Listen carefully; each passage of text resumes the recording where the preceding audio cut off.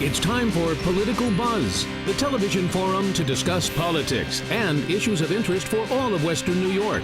Now, from the WBBZ television studio at the Eastern Hills Mall, this is Political Buzz. Welcome to Political Buzz. I'm Phil Arno. Today we have as a guest a candidate who's running for the 60th district seat in the New York State Senate. The race for this seat has taken on a complicated, almost bizarre storyline. Two Republicans, Mark Rosani and Kevin Stocker, were competing in the Republican primary for this seat when the democratically controlled New York State United Teachers Union spent almost $300,000 to throw the nomination to Stocker, the candidate they thought was the weaker of the two. Now, Stocker won, but Rosani stayed in the race under the independent party line. Now it's a three-way race that continues to have strange and possibly unpredictable undercurrents. Our guest today is the Democrat in the race, Mark Panepinto. Mark, on top of everything else, this is a heavily Democratic district. I've talked to some Democrat operatives, if you will, and they think that that you have a lock on this. I mean, Phil, we're not taking anything for granted. I mean, there's an enrollment advantage of Democrats in the district, and we'll run a campaign on the issues. And I've been going door to door for the last 2 weeks. We're going to run an aggressive campaign that's really people-based, and we're going to talk about the minimum wage, which is something I think needs to be raised in the state into a living wage standard.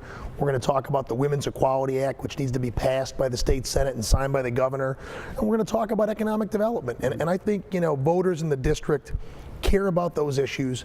I will focus on those issues, and I don't take anything for granted. Mark Rosani is the incumbent state senator. He won in the biggest upset of New York State history 4 years ago. And Kevin Stocker is a very capable lawyer. He's a guy that I went to grammar school with and high school with. I've known Kevin my entire life.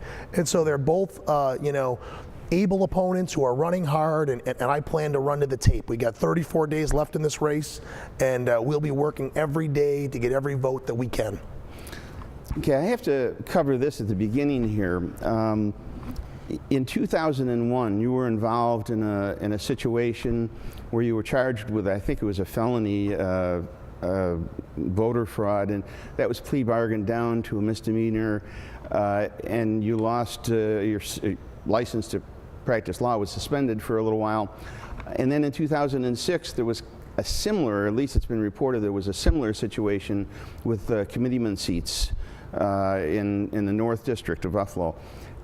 How do you answer criticisms that ask whether you're, qualified, whether you're honest enough to be a political candidate? Phil, the situation in 2001, I witnessed some designating petitions, which I didn't circulate, and it was an error in judgment. Okay, those signatures weren't good, and as a result, I was charged with a misdemeanor. I had my license to practice law suspended for 30 days, and it's a mistake that I regret. Since that time, I've raised 3 beautiful daughters. I've built a very successful law practice. I've been heavily involved in the community, on the North Buffalo Community Center board, on the Bison hockey board. I've coached youth sports and softball. And so I think that I've rehabilitated myself, and it was a mistake that I regret. But my clients and my friends and my family and the people that I know in North Buffalo and Tonawanda have moved beyond that. And I think if people want to go back 13 years, they're allowed to do that. But I think if we really want to talk about the issues in the race and about what I stand for from a legislative perspective, I'm a working class guy, that first person in my family to go to college. Dad's a construction worker, mom's a hairdresser. They raised me, to work hard in life. And I grew up working on the construction sites and always had responsibilities. And the things that I learned about work, I transferred into school and athletics. And the greatest thing that I learned in playing football, and I know the Fred Jackson show is filmed here, you get knocked down.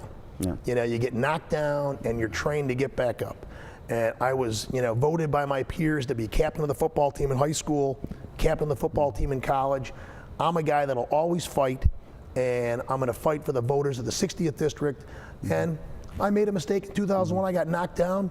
I picked myself up, I brushed myself off, and I built a very successful career and really, a very successful and wonderful family with 3 daughters. The first one has gone to college now. So, I want to look forward and talk about the issues in the race.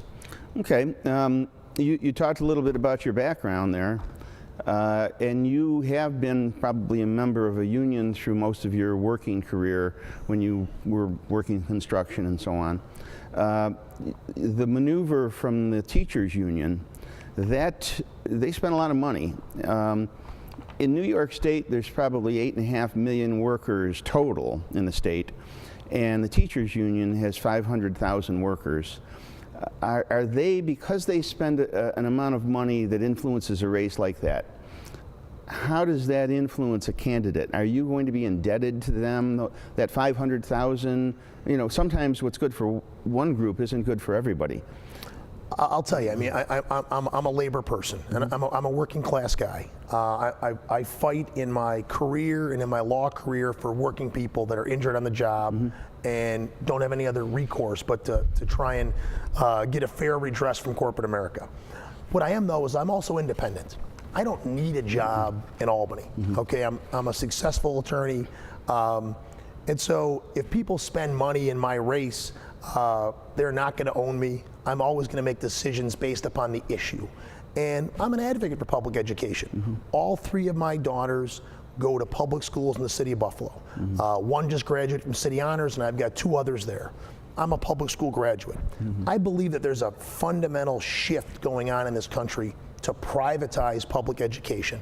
There are corporate dollars from these testing companies, Pearson, there's hedge fund managers that see money in public education that they want access to.